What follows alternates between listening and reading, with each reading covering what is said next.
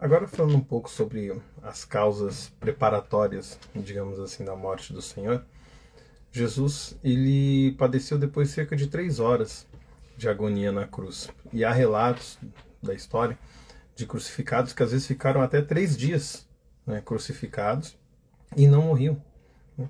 Então, o que foi que levou Jesus a ficar durante tão pouco tempo na cruz? Alguns elementos que a gente pode destacar são a tristeza mortal, que está relatada nos evangelhos.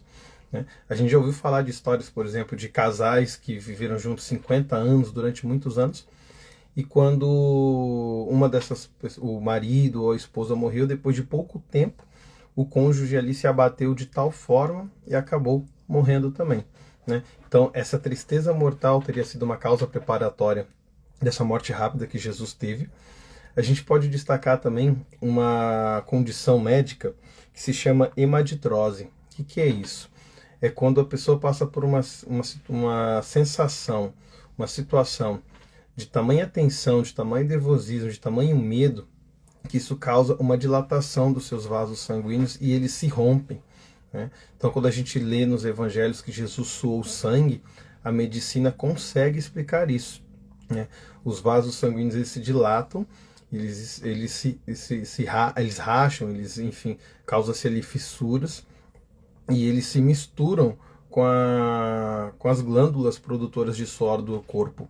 Por isso que dá a sensação de que a pessoa está suando sangue, mas na verdade é a mistura do suor com esse sangue desses vasos dilatados. Né?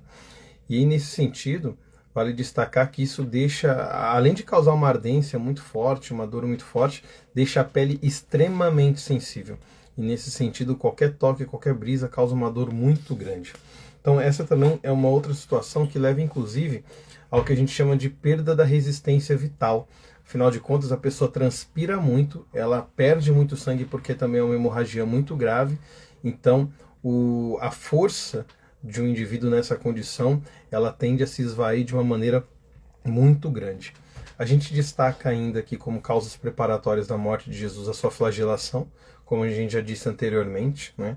Soldados dos dois lados, com chicotes ou varas na ponta dos chicotes, bolinhas de chumbo que esmagavam ali o corpo, lascas de ossos que arrancavam a pele, e além disso, também a coroação de espinhos, né? Como eu falei, espinhos aí de cerca de 7 centímetros que perfuraram, provavelmente é próximo ao olho, todo o couro cabeludo, e que quando Jesus caía, a parte da cruz batia nesses espinhos, e isso causava uma dor ainda maior.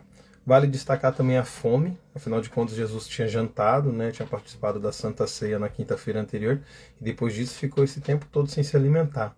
Então a fome, juntamente com a sede, seria uma outra dessas causas, né, preparatórias. Isso gera uma condição de câimbras muito fortes. Eu peço desculpas aqui, não vou falar o número porque eu já não me recordo, mas especialistas dizem que Jesus sofreu centenas de câimbras durante o seu processo de crucificação. É importante destacar aqui também a insolação, né, a que Jesus ficou exposto durante todo esse julgamento injusto. E aqui entra um outro ponto também de causas preparatórias, né? Além dos traumatismos, afinal de contas foram tapas, socos, chutes, né?